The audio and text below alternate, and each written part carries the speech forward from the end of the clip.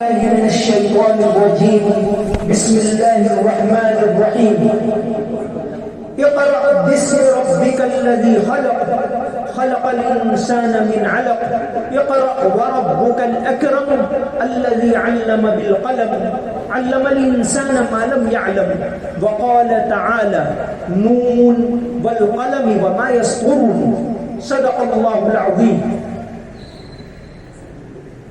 गफलत ने फगावी दो बेदार थईने जीवो गफलत ने फगावी दो बेदार थईने जीवो छोड़ो ने आ हताशा खुददार थईने जीवो બેસી રહો કિનારે તો મોતી ક્યાંથી મળશે બેસી રહો કિનારે તો મોતી ક્યાંથી મળશે છોડો ને આ હતાશા મજધાર થઈને જીવો.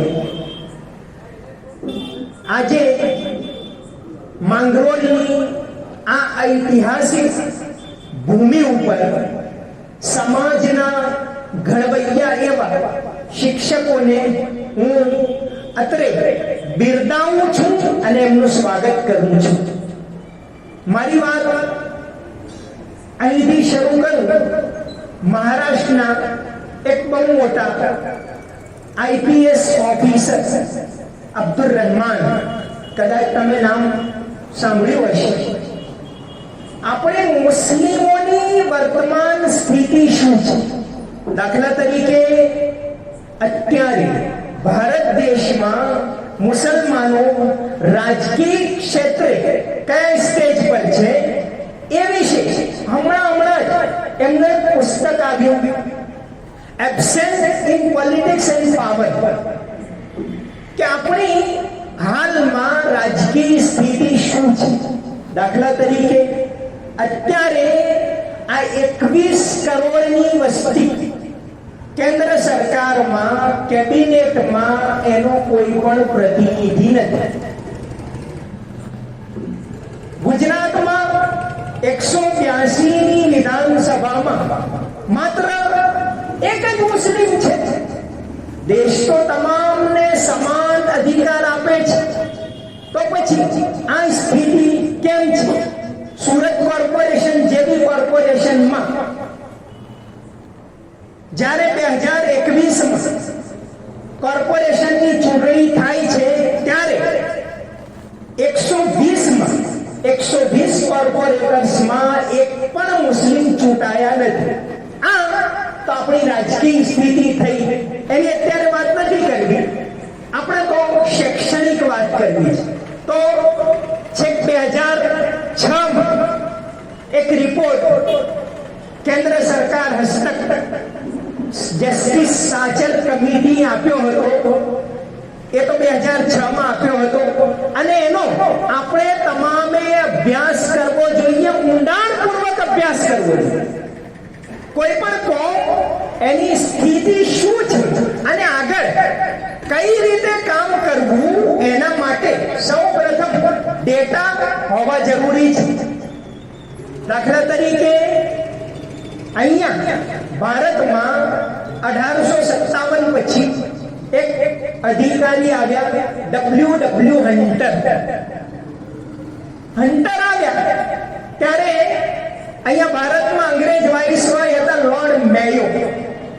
મેયોએ કહ્યું કે આ ડબલ્યુ હન્ટર હતા, એમણે એક પુસ્તક લખ્યું છે ઇન્ડિયન મુસલમાન્સ. આપણે આ બધાનો અભ્યાસ કરવો જોઈએ, પણ ખબર નહીં શું આપણે આજે અભ્યાસથી વિમુખ થઈ ગયા છે. આપણે શિક્ષિત કહેવાઈએ છીએ અને આપણે અભ્યાસ નહીં કરીએ તો આપણી આવનારી પેઢી કઈ રીતે અભ્યાસ કરશે? આપણા વિદ્યાર્થીઓ કઈ ક્યાં અભ્યાસ કરશે? ઊંડાણપૂર્વક રિસર્ચ કરવાની જરૂરત છે. તો હન્ટરે ઇન્ડિયન મુસલમાન્સ એક પુસ્તક લખ્યું હતું, એનો ઉર્દુમાં પણ ભાષાંતર થયું છે. તો લોર્ડ મેયોએ હન્ટરને કહ્યું, હન્ટરે જે પુસ્તક લખ્યું છે ઇન્ડિયન મુસલમાન્સ, એમાં સ્પષ્ટપણે લખ્યું છે કે જો ભારત, આ પુસ્તક આજે પણ ઉપલબ્ધ છે, કે જો ભારતમાં આપણે આપણું રાજ કરવું હોય, આપણું રાજ ટકાવવું હોય તો આ કોમ્યુનિટીને બેકવાડ કરો. સ્પષ્ટ શબ્દોમાં લખેલું છે હન્ટરનું પુસ્તક, આજે પણ મોજૂદ છે. તો લોર્ડ મેયોએ કહ્યું કે આપણા અંગ્રેજો પાસે ડેટા તો એના હોવા જોઈએ. ડબલ્યુ હન્ટરે તે સમયે ઇમ્પિરિયલ ગેઝેટિયર આખા દેશનો ડેટા, દરેક પ્રકારનો આર્થિક, સામાજિક, દરેક પ્રકારનો ડેટા 9 વોલ્યુમમાં તૈયાર કર્યો અને પછી એનું સેકન્ડ એડિશન આવ્યું 16 વોલ્યુમમાં. તો આ ડેટાની જે વાત ચાલે છે, અબ્દુલ રહેમાન સાહેબે એક પુસ્તક લખ્યું છે ડિનાયલ એન્ડ ડેપ્રિવેશન. 2019માં આવ્યું કે સાચર કમિટીના 12 વર્ષ પછી આપણી સ્થિતિ શું છે. સાચર કમિટી રિપોર્ટમાં દાખલા તરીકે કે ટોપ લેવલની કોલેજ, દેશની જે ટોપ લેવલની કોલેજ આઈઆઈટી, આઈઆઈએમ, એમાં સાચર કમિટીના રિપોર્ટ મુજબ તે સમયે જે ટોપ મોસ્ટ કોલેજ કહેવાય છે એમાં 4743 વિદ્યાર્થીઓ આખા દેશમાં અભ્યાસ કરતા હતા. આઈઆઈટી અને આઈઆઈએમમાં એમાં મુસ્લિમોની સંખ્યા માત્ર 62 હતી. એટલે બહુ ઓછી સંખ્યા, 1.5% જેટલી સંખ્યા. જ્યારે 16% જેટલી વસ્તી છે તો આપણે આટલા પાછળ કેમ? આપણે ક્યારે એના વિશે વિચાર કર્યો? અબ્દુલ રહેમાન સાહેબે એમના પુસ્તકમાં ડિનાયલ એન્ડ ડેપ્રિવેશનમાં અલગ અલગ પ્રકારનો ડેટા આપ્યો છે. દાખલા તરીકે એનડીએ, નેશનલ ડિફેન્સ એકેડેમી, જે લશ્કરમાં અધિકારીઓની ભરતી કરે છે, એમાં એમણે 2006 થી 2015 સુધી 10 વર્ષનો જે ડેટા આપ્યો છે, 10 વર્ષમાં મુસ્લિમોની સંખ્યા માત્ર 1.64%. તો આટલે સુધી આગળ કેમ આપણા વિદ્યાર્થીઓ જતા નથી? શું આપણે કોઈ ખામી છે? આપણી ભણતર પદ્ધતિમાં ખામી છે કે સમાજમાં ખામી શું છે? અન્ય લોકો જ્યારે જતા હોય એનાથી પણ ચિંતાજનક બાબત હું તમને કહું. ભારત સરકારની એક સંસ્થા છે AI, all India survey of higher education, AISHE.gov.in, જે દર વર્ષે ડેટા રજૂ કરે છે કે કઈ કોમ્યુનિટી, કયો સમાજ શિક્ષણમાં કેટલે છે. છેલ્લો જે એનો ડેટા આવ્યો લગભગ આ ચાલુ વર્ષના મે મહિનામાં મુકાયો, 320 પેજનો એમનો અહેવાલ છે. AISHE, all India survey of higher education, એમાં દરેક એસસી કયા સ્થાને છે, એસટી કયા સ્થાને છે, ફલાણા કયા સ્થાને છે. તો એમાં જે ઉચ્ચ શિક્ષણ, એમાં મુસ્લિમોની સંખ્યા, જે ટોપ મોસ્ટ કોલેજોમાં મુસ્લિમોની સંખ્યા 2019-20માં હતી 1.91%, જે ઘટીને 2020-21માં થઈ 1.87%. એવી જ રીતે હાયર એજ્યુકેશનમાં મુસ્લિમોની સંખ્યા 5.45% હતી 2019-20માં, એ ઘટીને 2020-21નો જે આંકડો આવ્યો એમાં 4.64% થઈ, 5.45 થી 4.64%. તો દરેક ક્ષેત્રે જ્યારે અન્ય તમામ સમાજો આગળ વધી રહ્યા છે ત્યારે આપણો સમાજ કેમ પાછળ છે? આપણે ક્યારેય એના વિશે ચિંતા કરી નથી. તો આ ચિંતા કરવાની જરૂર જ છે કે આજે નવી શિક્ષણ નીતિ આવી, આપણે જે વર્તમાન સ્થિતિ શું છે, નવી શિક્ષણ નીતિ જે સરકારે 2020માં મૂકી, આખો 66 પેજનો અહેવાલ છે. 66 પેજના અહેવાલમાં, આખા અહેવાલમાં કુલ 19 વિભૂતિઓ એટલે મોટા મહાપુરુષોના નામ છે. આખા અહેવાલમાં એક પણ મુસ્લિમનું નામ નથી. જ્યારે દેશ આઝાદ થયો ત્યારે દેશની આખી શિક્ષણ નીતિ બનાવનાર મૌલાના અબુલ કલામ આઝાદ, ભારતના પ્રથમ શિક્ષણ મંત્રી મૌલાના અબુલ કલામ આઝાદ 1947 થી એમના મૃત્યુ પર્યંત 1958 સુધી દેશને યુજીસી, આઈઆઈટી, આઈઆઈએમ ની ઉચ્ચ શિક્ષણની જે સંકલ્પનાઓ આપી અને શરૂઆત કરી, પાયો નાખ્યો, એ મૌલાના આઝાદ, એમનું નામ નથી. આખી શિક્ષણ નીતિમાં એક પણ મુસ્લિમ વિભૂતિનું નામ નથી. ફાધર ઓફ ઇન્ડોલોજી એટલે અબુ રૈહાન અલ બેરૂની ભારતનો જો સમગ્ર ઇતિહાસ વિશ્વ સમક્ષ સૌપ્રથમ વખત રજૂ કરનાર હોય તો અબુ રૈહાન અલ બેરૂની, એમનું પણ નામ નથી આમાં. જો ઈચ્છતા હોત તો અમીર ખુસરોનું નામ આમાં મૂકી શક્યા હોત, મૌલાના આઝાદનું નામ મૂકી શક્યા હોત, ઉસ્તાદ અહમદ લાહોરી જેણે લાલ કિલ્લા ની ડિઝાઇન બનાવી, તાજમહેલના જે ઇજનેર હતા અને જામા મસ્જિદના ઇજનેર હતા, એટલે કે મધ્યકાળની મહાન વિભૂતિ, એમનું પણ નામ નથી. તો આજે આ સ્થિતિમાં, આ સંજોગોમાં આપણે શિક્ષણ ક્ષેત્રે, કેમ કે કોઈ પણ કોમ શિક્ષણ ક્ષેત્રે આગળ હોય, મજબૂત હોય તો એ સમાજ દેશમાં પ્રગતિ કરી શકે. પણ બહુ ચિંતાજનક બાબત એ છે કે આપણી સંખ્યા વધવાને બદલે ઘટી રહી છે. તો એના માટે આપણે શું કરવું જોઈએ? તમને અચરજ થશે કે આપણા જે વડવા હતા એમણે તે સમયે શિક્ષણનો પાયો નાખ્યો હતો. આખા ગુજરાત રાજ્યમાં, બલકે એમ કહી શકાય કે મુંબઈ રાજ્યમાં, આખા મુંબઈ રાજ્યમાં અહીંયા બહાઉદ્દીન કોલેજ સ્થાપના થઈ 1900માં. મુંબઈ રાજ્યની ત્રીજી, ગુજરાત રાજ્યની નહીં, આખા મુંબઈ રાજ્યની ત્રીજી કોલેજ. સૌ પ્રથમ એલ્ફિન્સ્ટન કોલેજ મુંબઈમાં, ત્યાર પછી શામળાજી કોલેજ ભાવનગરની, અને ત્રીજા નંબરે આ કોલેજની સ્થાપના થઈ. તે સમયે લોર્ડ કર્ઝન પોતે આનું ઉદ્ઘાટન કરવા આવ્યા હતા. અને લોર્ડ કર્ઝન જ્યારે આવ્યા, એમણે એનું સેન્ટ્રલ હોલ જોયો, જે આજે ગુજરાત સરકારે એને ગુજરાત હેરિટેજમાં લઈ લીધો છે. તો એમણે લોર્ડ કર્ઝને એવા શબ્દો લખ્યા છે કે આ સેન્ટ્રલ હોલ લંડનની જે પાર્લામેન્ટ હાઉસ છે એના કરતા પણ વધુ શાનદાર બનેલું છે, આ શબ્દો લખ્યા હતા. તો આપણા વડવાઓએ આ ઉચ્ચ શિક્ષણનો પાયો નાખ્યો હતો. પણ આજે ખૂબ જ દુઃખદ સ્થિતિ એ છે કે આપણે શિક્ષણ ક્ષેત્રે પ્રગતિ કરવી જોઈએ, કરી શક્યા નથી. જ્યારે દેશ આઝાદ થયો ત્યારે આ દેશમાં 20 યુનિવર્સિટીઓ હતી. 20 યુનિવર્સિટીઓમાં 2 યુનિવર્સિટીઓ આ કોમ્યુનિટીની હતી, અલીગઢ મુસ્લિમ યુનિવર્સિટી અને જામિયા મિલિયા.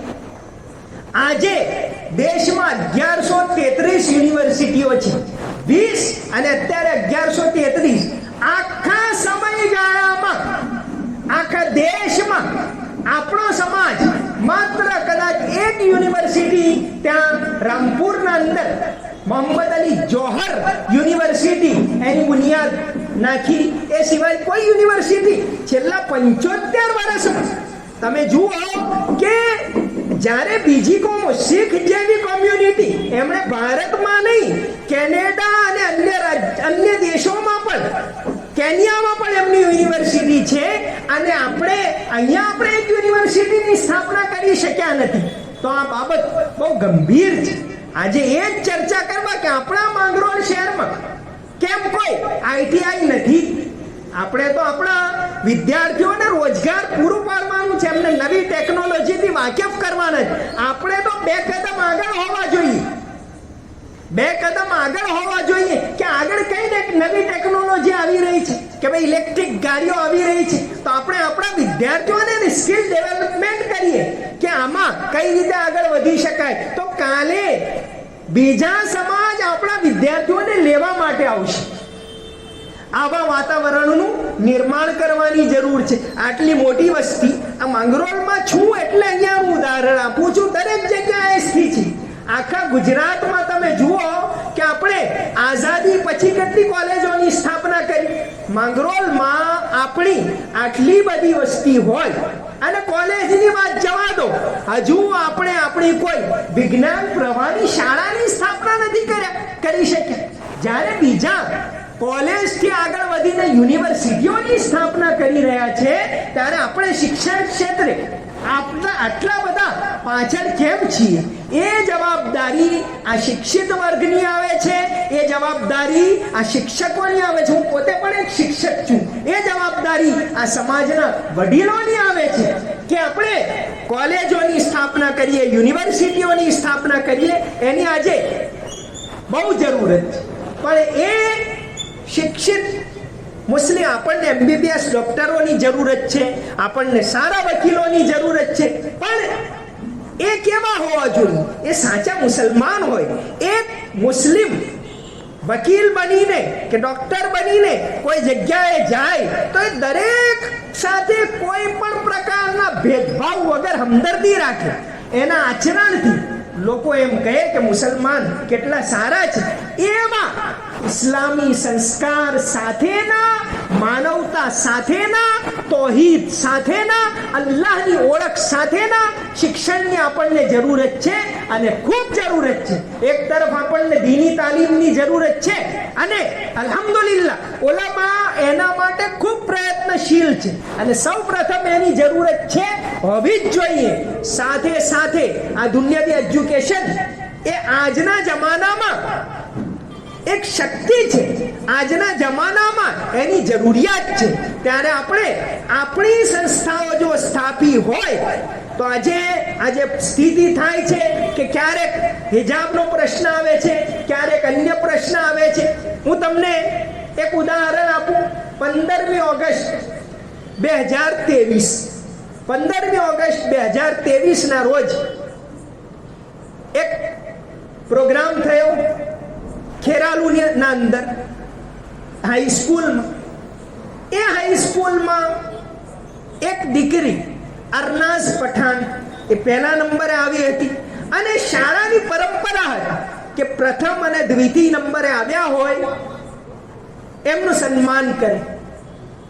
એ શાળામાં તે દિવસે પ્રોગ્રામ થયો ત્યારે બીજા નંબરનું સન્માન કરવામાં આવ્યું, પહેલા નંબરનું સન્માન કરવામાં ના આવ્યું. એ દીકરી રડી પડી, અને ત્યાર પછી જ્યારે આ મીડિયામાં આ વાત આવી કે કેમ એનું સન્માન કરવામાં ના આવ્યું, ત્યારે નોંધ લેવામાં આવી, અને ત્યાંના જે ડીઓ છે મોઢ સાહેબ, એમણે આદેશ કર્યો. ત્યારે પછી જઈને એ શાળાએ 24મી ઓગસ્ટના રોજ એ દીકરીનું સન્માન કર્યું. તો આજે આવું કેમ છે? કેમ આપણે આ દેશના અંદર આપણે આટલા પાછળ છીએ? અને આઝાદી પછી સૌ પ્રથમ જે પહેલા 5 એજ્યુકેશન મિનિસ્ટર થયા, એ 5માંથી 4 મુસ્લિમ હતા. મૌલાના આઝાદ, ત્યાર પછી મોહમ્મદ કરીમ છાગલા તો 3જા નંબર પર હતા. મૌલાના આઝાદ પછી તો શ્રીમાળી સાહેબ આવે, એક નોન મુસ્લિમ. ત્યાર પછી સળંગ 3 મુસ્લિમ. તો પહેલા 5 એજ્યુકેશન મિનિસ્ટરમાંથી 4 એજ્યુકેશન મિનિસ્ટર મુસ્લિમ હતા. પણ આજે આ નવી શિક્ષણ નીતિની જે મેં વાત કરી, આપણે એવા બાળકો તૈયાર કરવાના છે જે પોતાના સ્વમાન સાથે, પોતાના સંસ્કાર સાથે, પોતાના દીન સાથે, પોતાની તૌહીદ સાથે આગળ વધે એવા બાળકોની આપણને જરૂરત છે. નહીંતર આપણા એક એજ્યુકેશન મિનિસ્ટર હતા, ચોથા એજ્યુકેશન મિનિસ્ટર મોહમ્મદ કરીમ છાગલા. હોદ્દો તો બહુ ઊંચો હતો. જ્યારે દેશ આઝાદ થયો ત્યારે મુંબઈ રાજ્યના ચીફ જસ્ટિસ હતા. મુંબઈ રાજ્ય હાઈકોર્ટના ચીફ જસ્ટિસ મોહમ્મદ કરીમ છાગલા આપણા એ કચ્છના જ હતા. ત્યાર પછી અનેક મંત્રાલયોમાં રહ્યા, શિક્ષણ મંત્રી બને, પણ એમને દીની સંસ્કાર આપવામાં ના આવ્યા હતા. તૌહીદના બીજ એમના અંદર વાવવામાં આવ્યા ન હતા. પણ જ્યારે 1981માં એમનું અવસાન થયું તો એમણે વસિયત કરી કે મને મુસ્લિમોના કબ્રસ્તાનમાં દફનાવશો નહીં, નઉઝુબિલ્લાહ, મને સળગાવી દેવામાં આવે. અને એમને સળગાવી દેવામાં આવે. તો આપણે આવું શિક્ષણ નથી જોઈતું. આપણે તો, હું એક ઉદાહરણ આપું છું. અલ્લાહુ અકબર, અલ્લાહ સૌથી મોટો છે. આપણે વારંવાર બોલીએ છીએ આ શબ્દો. મુસલમાનના જીવનમાં એ પેદા થાય સૌથી પહેલા કાનમાં અલ્લાહુ અકબર, અલ્લાહ સૌથી મોટો છે. એ જાય દુનિયામાંથી અલ્લાહુ અકબર 4 વખત બોલો, પછી એને દફન કરો. અલ્લાહ સૌથી મોટો છે. નમાઝમાં સૌથી વધુ વખત અઝાનમાં અલ્લાહુ અકબર, નમાઝમાં અલ્લાહુ અકબર. 2 રકાત નમાઝમાં આપણે 11 વખત અને 4 રકાત નમાઝમાં 22 વખત અલ્લાહુ અકબર બોલીએ છીએ. હું વિદ્યાર્થીઓને આ રીતે ગણતરી કરવામાં આપું છું કે ચાલો આપણે 5 વખતની ફરજ નમાઝમાં કેટલી વખત અલ્લાહુ અકબર બોલીએ છીએ ગણીને લાવજો. આ પ્રકારની એક્ટિવિટી આપણે એમને એ રીતે પણ સિંચન કરી શકીએ. આપણે એમને ભણાવીએ છીએ તો આપણે કે ભાઈ ચાલો 2 લાખ રૂપિયા છે તો એની જકાત કેટલી થાય ગણીને લાવો. તો આપણે એમને ગણિત પણ શીખવીએ ને સાથે સાથે જકાત શું છે એ પણ આપણે શીખવીએ. તો આપણે આ બાળકોના અંદર ઇસ્લામી સંસ્કારનું સિંચન કરવાની જરૂરત છે. તો અલ્લાહુ અકબર, અલ્લાહ સૌથી મોટો છે. એક હદીસ શરીફમાં આવે છે અલ્લાહ તાલા કેટલા મહાન છે. એક હદીસ શરીફમાં આવે છે હઝરત અબુ ઝર ગિફારી એક બહુ ટોચના સહાબી હતા. એક વખત એ ગયા, મેં વિદ્યાર્થીઓને કહ્યું કે એક વખત હઝરત અબુ ઝર ગિફારી મસ્જિદમાં ગયા, આપણા પૈગંબર સલ્લલ્લાહુ અલૈહિ વસલ્લમ બેસી રહ્યા. હઝરત અબુ ઝરે પ્રશ્ન પૂછ્યો કે હુઝુર, અલ્લાહની કુરસી કેટલી મોટી? અલ્લાહની કુરસી કેટલી મોટી? જેમ કે આપણે આયતુલ કુરસી પઢીએ છીએ કે વસિયા કુરસી યુસ સમાવાતિ વલ અર્દ, કે અલ્લાહની કુરસી આસમાન જમીન બધું કવર કરે છે. તો અલ્લાહની કુરસી કેટલી મોટી? એવો પ્રશ્ન પૂછ્યો. એને નાખીને મેં આગળ કહ્યું છોકરાઓને કે અલ્લાહ તાલા કેટલો મહાન છે.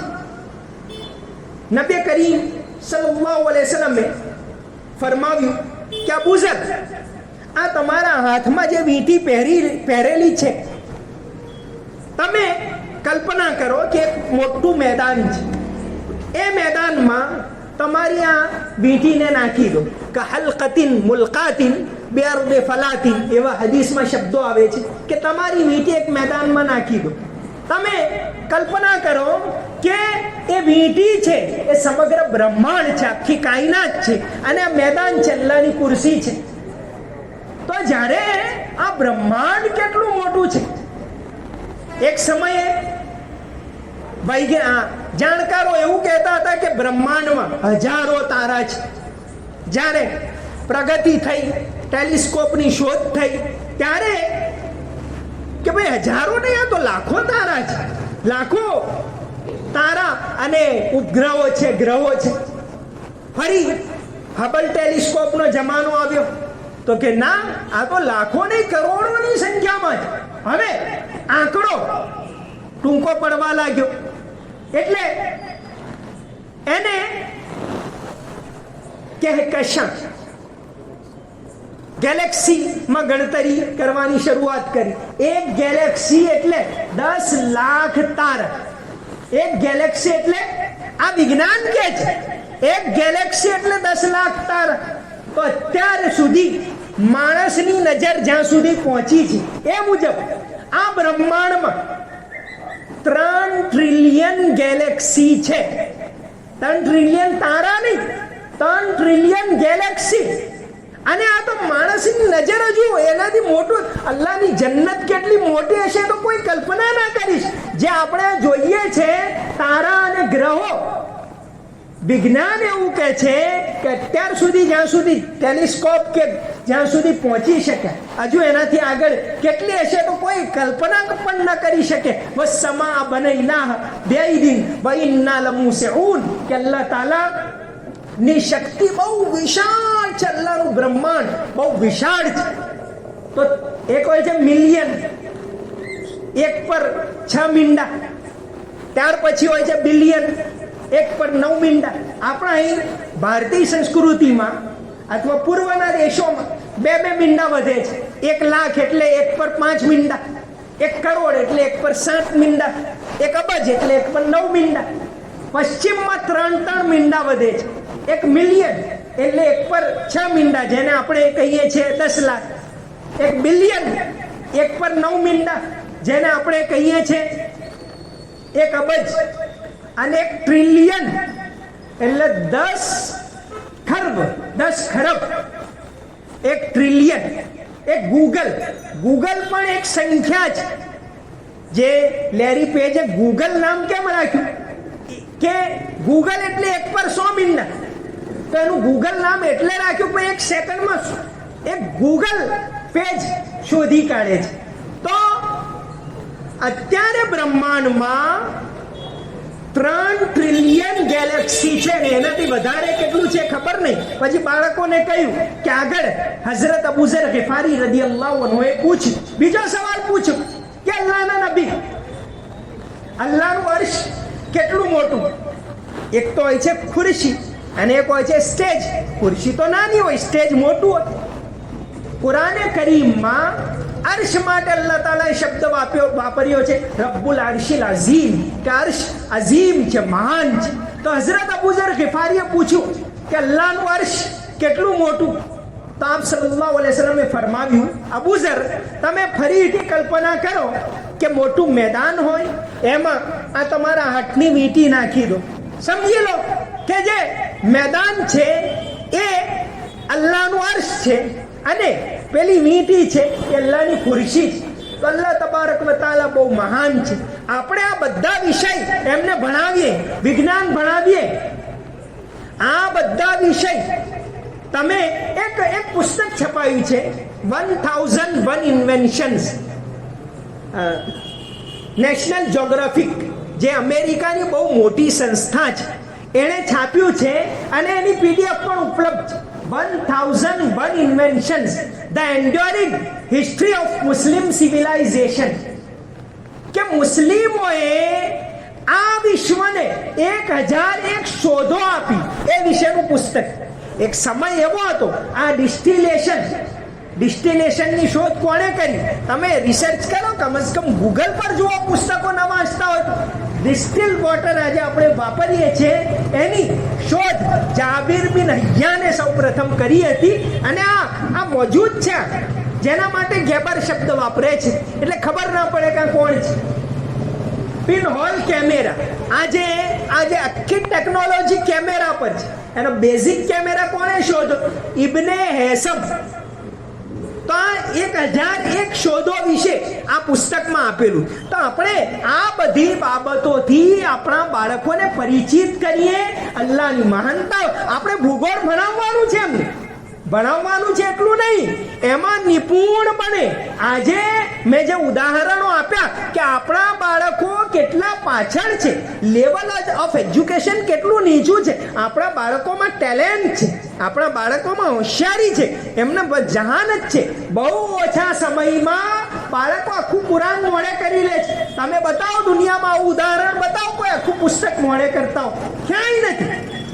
તો એમના અંદર ટેલેન્ટ છે, પણ એ ટેલેન્ટનો ઉપયોગ કરીને આપણે એમને ઉચ્ચ કક્ષાએ લઈ જવાના છે. અને એ જવાબદારી આ સમાજની છે. આજે વર્તમાન સ્થિતિમાં જો શક્તિ હોય તો એજ્યુકેશનમાં છે. એ એજ્યુકેશનમાં આપણા બાળકો આગળ વધે એના માટે આપણે શું કરવું?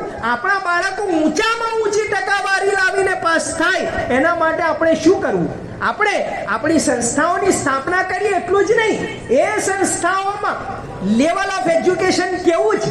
કેમ આપણા બાળકો વિજ્ઞાન પ્રવાહમાં આગળ નથી વધતા? કેમ આપણા બાળકો આઈઆઈટી અને આઈઆઈએમમાં જતા નથી? આજે તમે જુઓ, દેશમાં કોઈ પણ મોટું કે નાનું શહેર એવું નહીં હોય જ્યાં ક્રિશ્ચન લોકોની શાળાઓ ન હોય. એટલું જ નહીં, એ શાળાઓમાં એડમિશન મેળવવા માટે બધી કોમો પડાપડી કરે. આપણે એવી શાળાઓ આપણે સ્થાપવાની હતી કે બીજા લોકો આપણી શાળાઓમાં આવે, ત્યાં શિક્ષણ મેળવે, આપણા બાળકો સાથે રહે, આપણી સંસ્કૃતિ જોવે અને કહે કે આ મુસલમાન તો બહુ સારા માણસો છે, આ તો નેક હોય છે, આ તો અમાનતદાર હોય છે, આ તો મા બાપનું સન્માન કરે છે, આ શિક્ષકોનું સન્માન કરે છે. આવો મેસેજ આના થ્રુ આપણે આપી શકતા, પણ આજે આજ સુધી આપણે આવી શાળાઓ સ્થાપી શક્યા નથી. તો આવી શાળાઓ, આવી કોલેજો, આવી યુનિવર્સિટીઓ આજના સમયમાં સ્થાપવી એ સમયની માંગ છે. અને આજે વાતો કરવા માટે પ્રોગ્રામ નથી રાખ્યો. વાતો કરવા માટે તો પ્રોગ્રામો થતા રહે છે. આપણે અમલી રીતે શું કરવું, આપણી પાસે સમય ઓછો છે અને કામો બહુ વધારે છે. રોજગાર ક્ષેત્રે કોમ બહુ પાછળ છે. અબ્દુલ રહેમાન સાહેબે મેં જે પુસ્તકનું ઉદાહરણ આપ્યું, આપણે આ પુસ્તકો વાંચીએ તો ખબર પડે. હિલાલ અહેમદનું એક પુસ્તક છે સિયાસી મુસલમાન, કે અત્યારે પોલિટિક્સમાં આપણી સ્થિતિ શું છે એ અંગે હિલાલ અહેમદના લગભગ 3 પુસ્તકો છે. તો આપણા પુસ્તકોનો અભ્યાસ આપણે લાઇબ્રેરીની સ્થાપના કરીએ અને એ લાઇબ્રેરીમાં આપણા બાળકો વાંચતા થાય, રિસર્ચ કરે, ત્યાં સારા પુસ્તકો વાંચે, ત્યાં કોમ્પિટિટિવ એક્ઝામની તૈયારી કરે, એમના માટે આપણે પ્રોત્સાહિત કરીએ, એ પુસ્તકો પૂરા પાડીએ, એ વાતાવરણ પૂરું પાડીએ, એ આપણી જવાબદારી છે. આપણે માત્ર શિકાયત કરતા રહીએ કે કેમ આપણા બાળકો પાછળ છે, કેમ ટકાવારી નથી મેળવી શકતા, કેમ બોર્ડમાં આગળ નથી આવતા, કેમ આઈએએસ આઈપીએસ નથી બની શકતા. તો આપણે સારી સંસ્થાઓની સ્થાપના ક્યાં કરી છે? આપણે એવી શાળાઓ ક્યાં બનાવી છે? આપણે એવું શિક્ષણ ક્યાં આપીએ? એમાં જવાબદારી બધાની જ, સમાજના વડીલોની પણ છે, વાલીઓની પણ છે, શિક્ષકોની પણ છે. પણ એ બધામાં કે વાલીઓ આવા છે, શિકાયત કરતા રહીએ, મેનેજમેન્ટ આવું, એનાથી કામ થવાનું. હું શું કરી શકું? હું એક શિક્ષક છું, હું શું કરી શકું? મારી શું જવાબદારી છે? સ્થિતિ આ જ છે, આ સ્થિતિમાં જ કામ કરવાનું છે. તો હું કઈ રીતે કરી શકું? મેનેજમેન્ટમાં સારા સુધારણા આવે એના માટે હું શું કરી શકું? આપણા ટેલેન્ટેડ બાળકો આપણી પાસે છે, આપણી પાસે આવે છે, પગાર એ એની જગ્યા પર છે, એમાંય સુધારણા થવી જોઈએ. પણ બાળકો તો આપણા છે, આપણે એમને ભણાવી શકીએ, વાલીઓને આપણે જાગૃત કરી શકીએ. તો આજની સ્થિતિ એવી છે કે આપણે એક શૈક્ષણિક ક્રાંતિ લાવવાની જરૂરત છે, સારી સંસ્થાઓ સ્થાપવાની જરૂરત છે. જો ગોધરા જેવા શહેરમાં કે માંગરોળ જેવા શહેરમાં આપણે એક આઈટીઆઈની સ્થાપના નથી કરી શક્યા. આપણે સાયન્સ કોલેજની તો વાત જવા દો, આજે લોકો સાયન્સ કોલેજો દરેક જગ્યાએ, નાના શહેરોમાં બીજી કોમ્યુનિટી સાયન્સ કોલેજો બનાવી રહી છે. ત્યારે આપણે જો વિજ્ઞાન પ્રવાહની એક શાળા ન બનાવી શક્યા હોય તો જે સમય વીતી ગયો એ વીતી ગયો. હવે આપણે એના માટે જાગૃત થવાની જરૂરત છે, એના માટે કામ કરવાની જરૂરત છે. એક તરફ તો સારી સંસ્થાઓની સ્થાપના, બીજી તરફ level of education, quality of education કઈ રીતે સુધારી શકાય, કઈ રીતે બાળકોને આગળ લાવી શકાય. પણ એમાં સૌથી પહેલા મેં જે એક વાત કહી કે તૌહીદ સાથે, અલ્લાહના ડરની સાથે આપણે મુસલમાન છીએ, આપણા મનમાં તૌહીદ હોવી જોઈએ, નબી કરીમ સલ્લલ્લાહુ અલૈહિ વસલ્લમનો પ્યાર આપણા દિલમાં હોય. આની સાથે આપણે આપણા બાળકોને આગળ વધારવાના છે. જ્યારે એક પ્રશ્ન ઉભો થયો કર્ણાટકમાં, હિજાબનો પ્રશ્ન, ત્યારે બધા વિચારવા લાગ્યા કે આપણી સંસ્થાઓ જો હોત તો કદાચ આવા પ્રશ્નોનો ઉદ્ભવ ન થયો હોત. આપણે સારી સંસ્થાઓ સ્થાપી હોત તો આ પ્રશ્નોનો ઉદ્ભવ કદાચ ન થયો હોત. એવી વાતો આખા દેશમાં થવા લાગી. તો ખરેખર આપણે એવી સંસ્થાઓની આજ સુધી સ્થાપના કરી શક્યા નથી. છોકરીઓને, આપણે છોકરીઓ માટે, એમના માટે પણ શૈક્ષણિક સંસ્થાઓને સ્થાપવાની જરૂરત છે. દીકરીઓને પણ આપણે એજ્યુકેશન આપવાનું, આપણા સંસ્કારમાં, આપણા માહોલમાં, આપણા પડદામાં પણ એમને શિક્ષણ આપવાનું. હિદાયા, આપણી ઇસ્લામી ફિકા એટલે કે મસાઈલની જે ટોપ મોસ્ટ કિતાબ હિદાયા, એના અંદર એક ચેપ્ટર છે. હું હિદાયા ઘણા વર્ષોથી પઢાવું છું. જે ઓલામાં જે મસાઈલ શીખે છે અરબીમાં, તો હિદાયા છે. હિદાયામાં એવું લખેલું છે કે મુસ્લિમ સ્ત્રીઓનો ઈલાજ મુસ્લિમ સ્ત્રીઓ કરે. આ છે એના અંદર. તો એ ક્યારે કરીશ? આપણને દીકરીઓ પણ ડોક્ટર બને એની જરૂરત છે, પણ એ સારા વાતાવરણમાં, નબી કરીમ સલ્લલ્લાહુ અલૈહિ વસલ્લમના સમયમાં ઘણી સ્ત્રીઓ હદીસ શરીફમાં રૂફૈદા અસ્લમિયા સારો ઈલાજ કરતા હતા. તો નબી કરીમ સલ્લલ્લાહુ અલૈહિ વસલ્લમે ખૈબરના સમયે એમનો તંબુ પોતાના તંબુથી થોડો દૂર રાખ્યો હતો. કોઈ પણ બીમાર હોય, જખ્મી હોય તો કે રૂફૈદા પાસે લઈ જાઓ. સાદ ઇબ્ન મુઆઝ રદિયલ્લાહુ અન્હુ જે જખ્મી થયા તો નબી કરીમ સલ્લલ્લાહુ અલૈહિ વસલ્લમને એમને ત્યાં મોકલ્યા. સાદ ઇબ્ન મુઆઝ રદિયલ્લાહુ અન્હુ બહુ ટોચના સહાબી હતા. આજે સવારે જ મેં ગઈકાલે ઉલમાની મજલિસમાં એક ઉદાહરણ આપ્યું હતું કે આપણે આ નવી પેઢીના ઉત્સાહને વધારવાનો છે. મેં એક ઉદાહરણ આપ્યું હતું. હદીસની કિતાબોમાં અને સીરતની કિતાબોમાં આવે છે કે હિજરી 5માં જ્યારે સ્થિતિ બહુ નાજુક હતી, ખંદક, ગઝવાએ ખંદક, કે નબી કરીમ સલ્લલ્લાહુ અલૈહિ વસલ્લમે ત્યારે એક નવી ટેકનિક અપનાવી. બધાને ભેગા કર્યા અને મશવરો કર્યો કે આપણા વિરોધીઓ હુમલો કરવા આવી રહ્યા છે તો આપણે શું કરવું. તો એક સહાબી હતા હઝરત સલમાન ફારસી રદિયલ્લાહુ અન્હુ, એમણે એવો મત વ્યક્ત કર્યો કે આપણે બહાર જઈને લડવું નથી, એના બદલે મદીનામાં રહીને આપણે ડિફેન્સ કરીએ, ચારે બાજુ ખાઈ ખોદી નાખીએ તો કોઈ હુમલો કરી શકે નહીં. નબી કરીમ સલ્લલ્લાહુ અલૈહિ વસલ્લમે આ મંતવ્યને પસંદ કર્યું અને ચારે બાજુ ખાઈ ખોદી. તો કોઈ નવી ટેકનિક જમાનાને અનુરૂપ નબી કરીમ સલ્લલ્લાહુ અલૈહિ વસલ્લમે અપનાવી છે. એ સમયે કે ભાઈ આપણી સંખ્યા કેટલી છે એ સામેવાળાને ખબર પડે નહીં. તો હઝરત અમ્ર ઇબ્ન આસે એક મંતવ્ય આપ્યું કે હુઝુર એવું કરો કે રાત્રે કોઈ દીવો ન સળગાવે અને આગ સળગાવે, ચૂલો ન સળગાવે, જેથી આપણી સંખ્યા કેટલી છે સામેવાળાને ખબર પડે નહીં. નબી કરીમ સલ્લલ્લાહુ અલૈહિ વસલ્લમે કહ્યું આ તો બહુ સરસ વાત છે. તરત અપનાવ્યું કે આ રાત્રે કોઈ દીવો સળગાવે નહીં અને કોઈ આગ સળગાવે નહીં. તો કોઈ પણ નવી વાત નબી કરીમ સલ્લલ્લાહુ અલૈહિ વસલ્લમ જે દુનિયાવી રીતે મુફીદ હોય તો એને અપનાવતા હતા. તો આ ખંદકના સમયે હઝરત સાદ ઇબ્ન મુઆઝ અને હઝરત સાદ ઇબ્ન ઉબાદા બે બહુ ટોચના સહાબી હતા. નબી કરીમ સલ્લલ્લાહુ અલૈહિ વસલ્લમને ખબર પડી કે સામેવાળો ફલાણો કબીલો બનુ કુરૈઝા એમણે પોતાનો અહદ તોડ્યો છે. એટલે નબી સલ્લલ્લાહુ અલૈહિ વસલ્લમે આ બંનેને કહ્યું કે આવી વાત સાંભળવા મળી છે કે આપણે જે સંધિ થઈ હતી એ લોકોએ તોડી નાખી. તો હકીકત શું છે એ તપાસ કરવા માટે તમે બંને જાઓ. ત્યારે એ બંનેને નબી કરીમ સલ્લલ્લાહુ અલૈહિ વસલ્લમે પાસે બોલાવીને કહ્યું સાંભળો, તમે જાઓ અને જો ખરેખર એમણે સંધિ નથી તોડી અને વાત ખોટી હોય તો તમે આવીને બધાની વચ્ચે મને કહેજો. એટલે લોકો જે ચિંતામાં છે ચિંતા દૂર થઈ જાય. પણ જો કદાચ આ વાત હકીકત હોય તો તમે બંને આવીને મને એકલાને કહેજો, બધાની વચ્ચે ના કહેતા.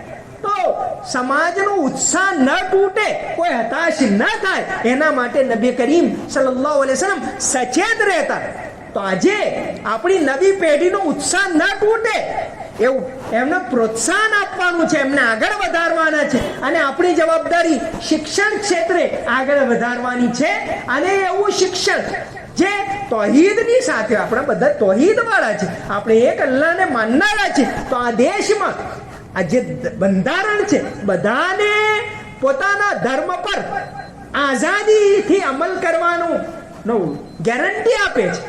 તો આપણી પેઢી પણ આ રીતે પોતાના મઝહબ પર અમલ કરી શકે, એમને પ્રોત્સાહન આપવાની જરૂર છે. તો સ્ત્રીઓના શિક્ષણ વિશે આ વાત છે. તમને કદાચ અચરજ થશે કે ભારતમાં સૌથી પહેલા કોઈ યુનિવર્સિટીના ચાન્સલર બન્યા હોય તો એ ભોપાલના રાણી, અલીગઢ યુનિવર્સિટીના ચાન્સલર. ખાલી મુસ્લિમ યુનિવર્સિટી ને આખા દેશની કોઈ પણ યુનિવર્સિટીના પહેલા કોઈ ચાન્સલર બન્યા હોય તો ભોપાલના રાણી સુલતાન જહાં બેગમ 1920 થી 1930 સુધી અલીગઢ યુનિવર્સિટીના ચાન્સલર રહ્યા. અને પડદાનશીન હતા. એમણે પડદા પર એમને લગભગ 41 પુસ્તકો લખ્યા છે. એમાં એક પુસ્તક પડદા વિશે છે, ઇફ્ફતુલ મુસ્લિમાત. તો સ્ત્રીઓએ, તમે જુઓ, ગુલબદન બેગમ આ દેશને હુમાયું નામે ઇતિહાસનું પુસ્તક આપ્યું હોય તો ગુલબદન બેગમ. બીજી કોઈ કોમ્યુનિટી આવા ઉદાહરણો રજૂ કરી શકતી નથી. જે લોકો એમ કહે છે કે મુસ્લિમોએ સ્ત્રીઓને અધિકાર નથી આપ્યા, આ દેશમાં કોઈ સ્ત્રીએ સૌ પ્રથમ તખ્ત નશીન થઈ હોય, બાદશાહ બની હોય તો રઝિયા સુલતાન અલ્તમશની દીકરી છે. કોઈ ઉદાહરણ આ દેશમાં નથી. જ્યારે ભોપાલના રાણી બન્યા સુલતાન જહાં બેગમ, ત્યારે એક પ્રશ્ન ઉભો થયો.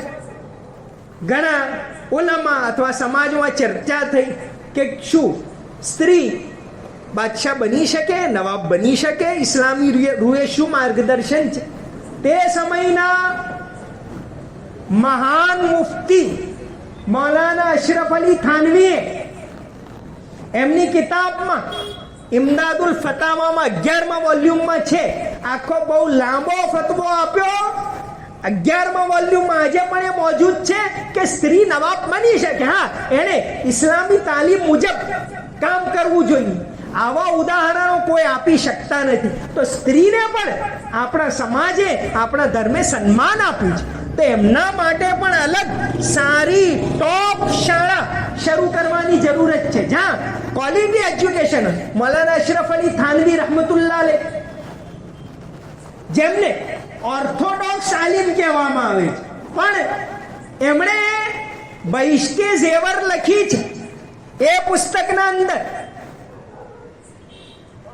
સારું જમવાનું કઈ રીતે બનાવવાનું, કયા વિટામિન કઈ હોય એ પણ એમાં છે. ઘરેલું દવાઓ કઈ રીતે બનાવવી, સાબુ કઈ રીતે બનાવો, આ બધું બહિશ્તે ઝેવરમાં છે. જે બહિશ્તે ઝેવરને તમે ખાલી મસલાની કિતાબ કહો છો, આ બધું એમાં છે. તો આપણા ઉલમાએ આનો વિરોધ નથી કર્યો.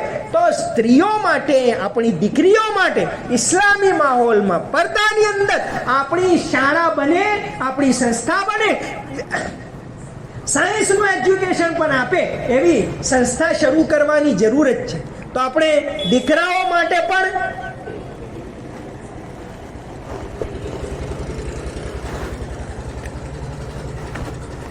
અને દીકરીઓ માટે પણ સારું શિક્ષણ, દીની માહોલમાં શિક્ષણ, તૌહીદ સાથે શિક્ષણ, પૈગંબર સલ્લલ્લાહુ અલૈહિ વસલ્લમની મોહબ્બત સાથેનું શિક્ષણ આપે એવી સંસ્થાઓ ખોલવાની જરૂરત છે. આપણે આપણી શાળાઓમાં એજ્યુકેશનનું લેવલ સુધારવાની જરૂરત છે. એક લાઇબ્રેરી સ્થાપવાની જરૂરત છે, જ્યાં જઈને આપણા બાળકો વાંચી શકે.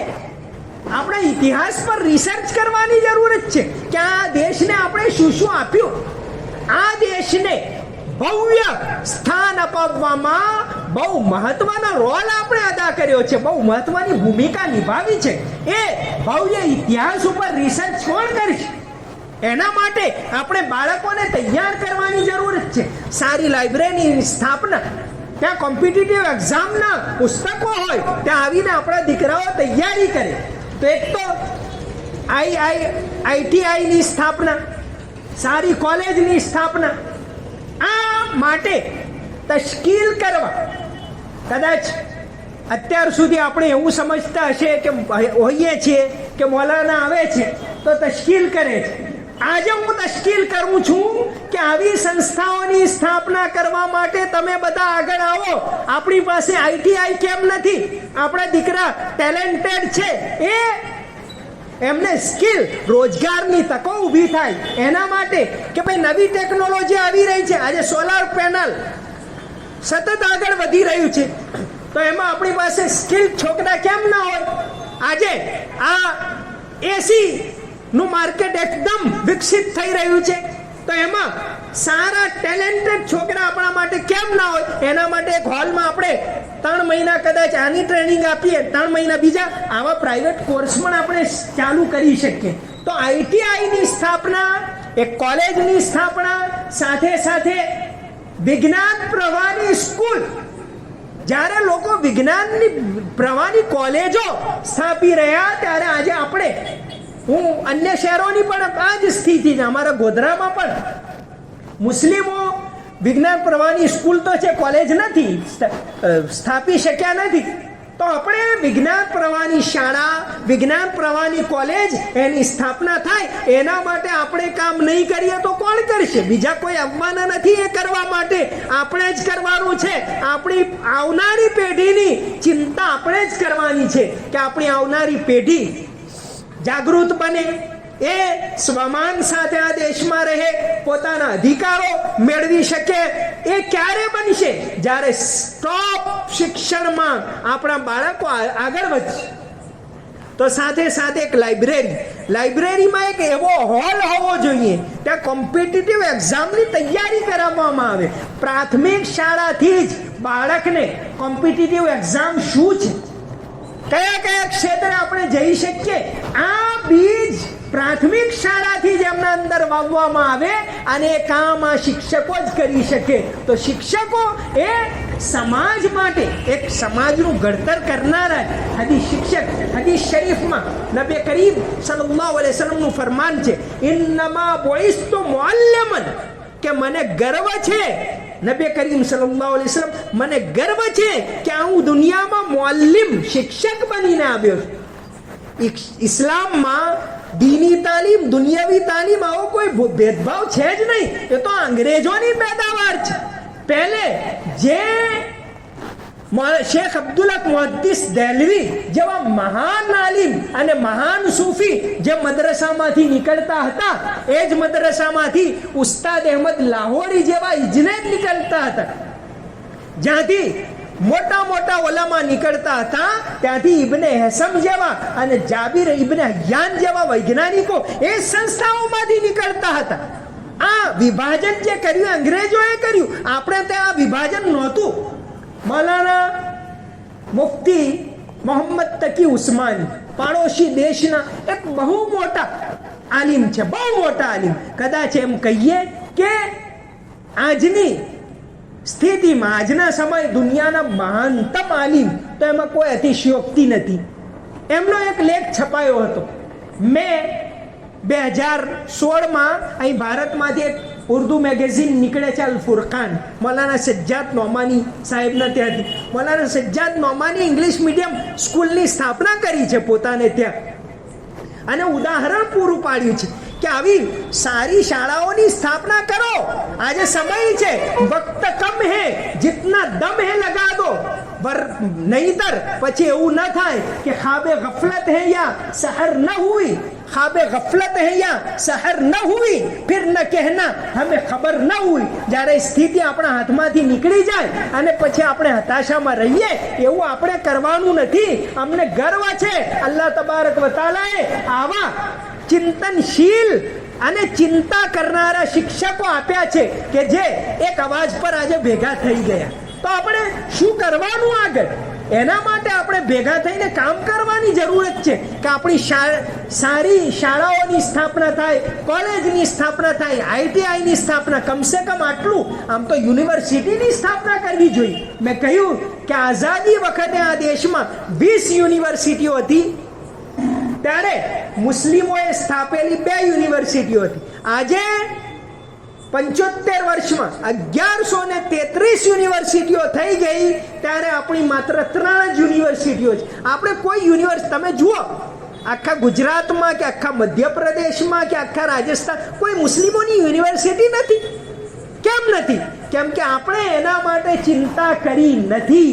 અને આજે એ સમય છે, આજે દુનિયામાં પાવર હોય તો એજ્યુકેશન ખાલી નોકરી માટે નહીં, નોકરી સિવાય પણ સારામાં સારું એજ્યુકેશન આવનારી પેઢીને આપો, એના અંદર સારા સંસ્કારનું સિંચન કરો. અને સાથે સાથે મેં કહ્યું નવી શિક્ષણ નીતિ, જેમાં આખી શિક્ષણ નીતિમાં એક પણ મુસ્લિમનું નામ નથી.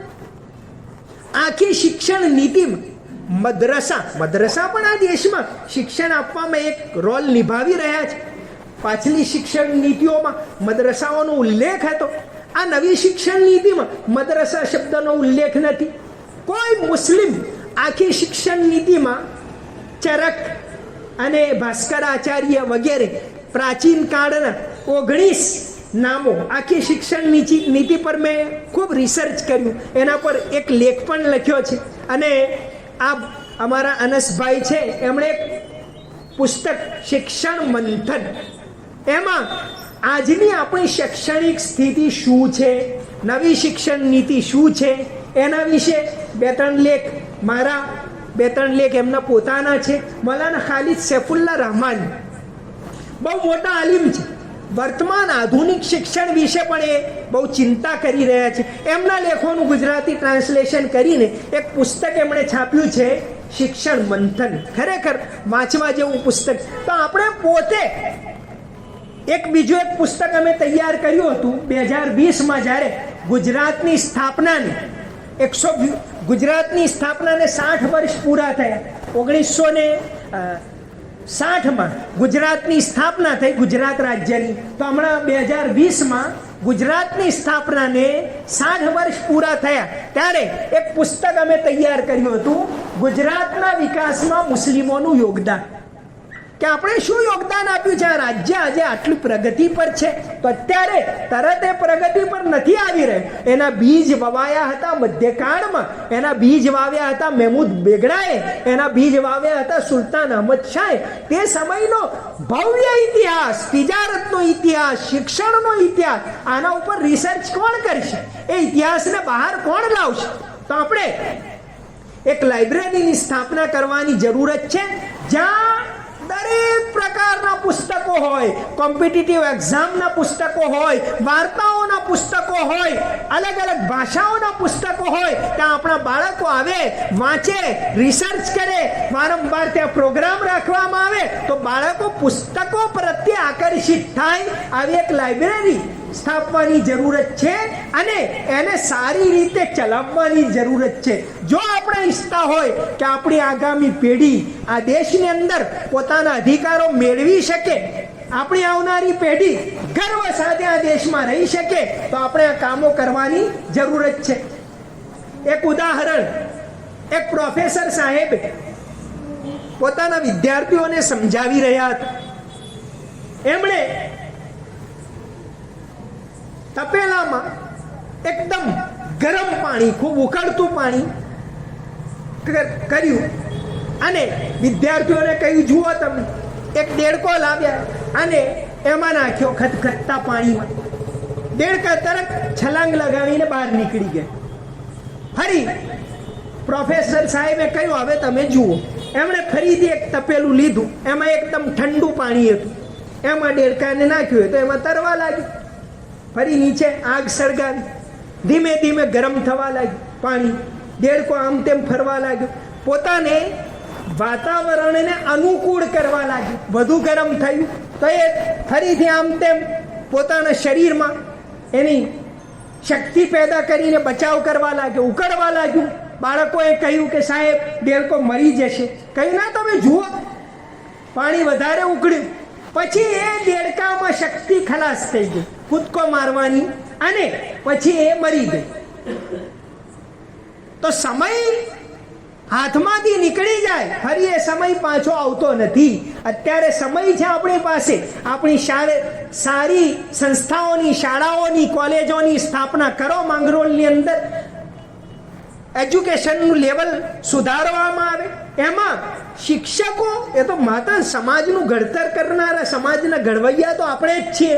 સાથે સાથે મેનેજમેન્ટના સભ્યો, એમને પણ અમે એક જગ્યાએ જમા કરી, એમની સાથે પણ વાત કરી, ઓલામા સાથે પણ. ગઈકાલે આ સમયે ઓલામાની મજલિસ રાખવામાં આવી હતી અને એમને પણ કે નવી પેઢી માટે ઓલામા શું કરી શકે એ વાતો કહેવામાં આવી. તો આપણી જવાબદારી એ બને છે કે આપણે એજ્યુકેશનનું લેવલ સુધારીએ. એમ નહીં, સુધારવાથી કામ નહીં ચાલે, ઉચ્ચતમ લેવલ પર લઈ જઈએ. આપણી પાસે સારા બાળકો છે, એમને આપણે આગળ વધારીએ. બીજું આપણું કામ છે સારી સંસ્થાઓની સ્થાપના કરીએ, કોલેજની સ્થાપના કરીએ, ITIની સ્થાપના કરીએ, યુનિવર્સિટીની સ્થાપના કરીએ. આ બધા કામો કરવાની જરૂર છે.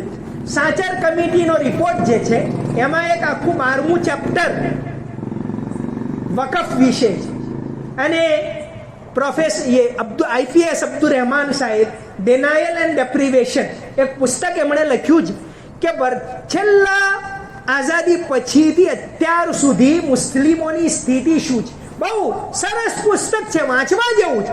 આપણે ક્યાં ઊભા છીએ એનો અભ્યાસ પણ આપણે નથી કર્યો, એનો ડેટા પણ આપણી પાસે નથી. તો સાચર કમિટીના રિપોર્ટમાં એક આખું ચેપ્ટર છે વકફ વિશે, કે મુસ્લિમો પાસે આ દેશમાં લશ્કર સૌથી વધુ સંપત્તિ જમીન છે, રેલવે પાસે, બીજા નંબર પર લશ્કર પાસે, ને ત્રીજા નંબર પર કોઈની પાસે સંપત્તિ હોય, જમીન હોય તો વકફ પાસે. એ વકફની મિલકતો આજે વેડફાઈ રહી છે. જો એ વકફની મિલકતોનો સાચો ઉપયોગ કરવામાં આવે તો આપણે સારી સંસ્થાઓ બનાવી શકીએ, સારી કોલેજો બનાવી શકીએ, સારી કોમને રોજગારની તકો પૂરી પાડી શકીએ. તો આ સંપત્તિ છે એનો સારો ઉપયોગ થાય. તો આજે બસ એટલું કહેવા માટે જ આપણે ભેગા થયા છીએ કે આપણી પાસે સમય બહુ ઓછો છે. વાતો કરવાનો હવે સમય નથી, હવે સમય પ્રેક્ટિકલ રીતે કામ કરવાનો છે. તો હું ખૂબ જ નમ્ર વિનંતી સૌ પ્રથમ મારા શિક્ષક મિત્રોને વિનંતી કરું છું કે એજ્યુકેશનનું લેવલ સુધરે, બાળકો ટોપ એજ્યુકેશન મેળવે, એમને પ્રોત્સાહન મળે, આગળ વધે, કયા કયા ફિલ્ડમાં કઈ રીતે જઈ શકે. આપણે નિરાશ નહીં થવાનું, આપણે તો એમના અંદર આશા બાંધવાની છે. આપણે નિરાશ થઈશું વાલીઓ આવા છે કે સમાજ આવો છે, આનાથી કામ નહીં ચાલે. આપણે તો બીજાને આશા બંધાવવાની છે. તો એ બાળકોને આપણે આગળ વધારવા માટે શિક્ષણનું લેવલ ઊંચું લાવીએ, એના માટે ઇન્શાલ્લાહ આપણે કામ કરીશું.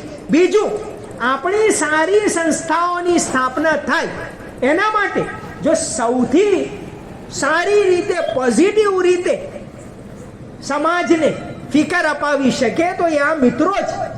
તો તમારે એક ક્ષેત્રે પણ કામ કરવાની જરૂરત છે કે આપણી સારી સંસ્થાઓ, આપણી કોલેજની સ્થાપના કઈ રીતે થાય, આપણા બાળકો વિજ્ઞાન પ્રવાહમાં કઈ રીતે જાય, આપણને સારા ડૉક્ટર કઈ રીતે મળે, આપણા બાળકો વિવિધ સરકારી ભરતીઓમાં કઈ રીતે જાય, પોલીસમાં કઈ રીતે જાય, જે ભરતી થતી હોય કે થવાની હોય એના માટે આપણે આપણા બાળકોને ટ્રેન કરીએ.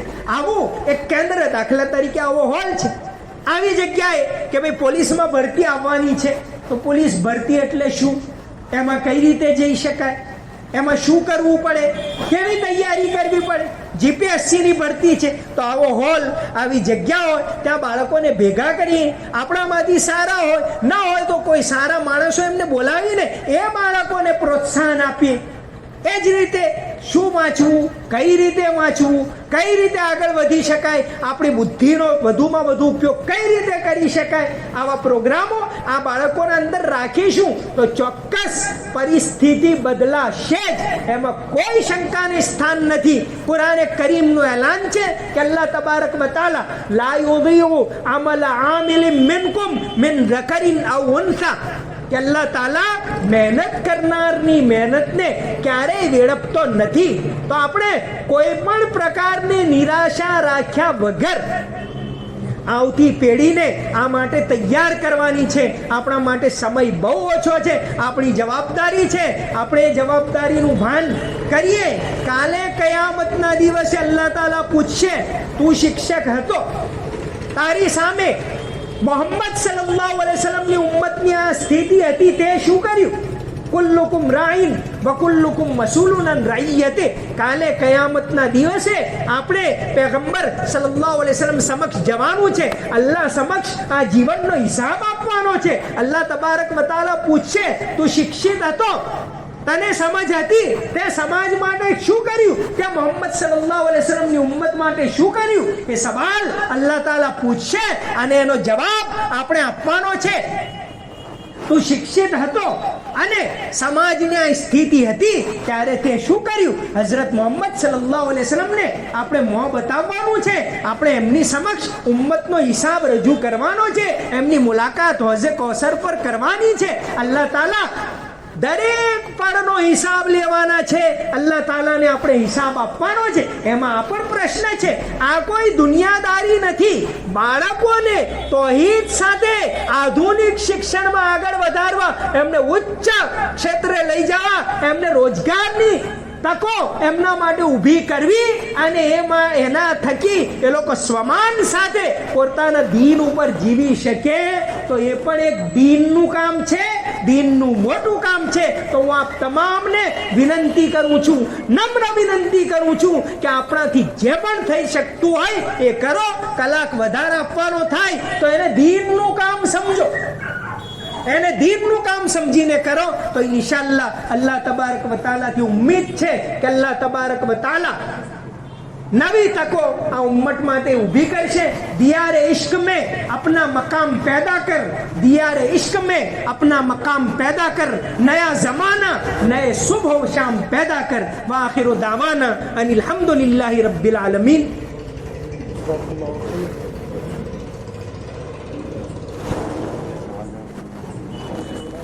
સાથે સાથે થોડોક સમય છે. સામાન્ય ચીલા ચાલુ પ્રશ્નો તો આપણે પૂછતા જ રહીએ છીએ. કોઈ મહત્વનો પ્રશ્ન હોય તો આપણે પ્રશ્નોત્તરી પણ કરી શકીએ. કોઈ પ્રશ્ન હોય તો રજૂ કરો તો આપણે બધા મળીને એનો ઉકેલ લાવવાનો પ્રયત્ન કરીશું. કોઈ પ્રશ્ન હોય તો આપ સાહેબો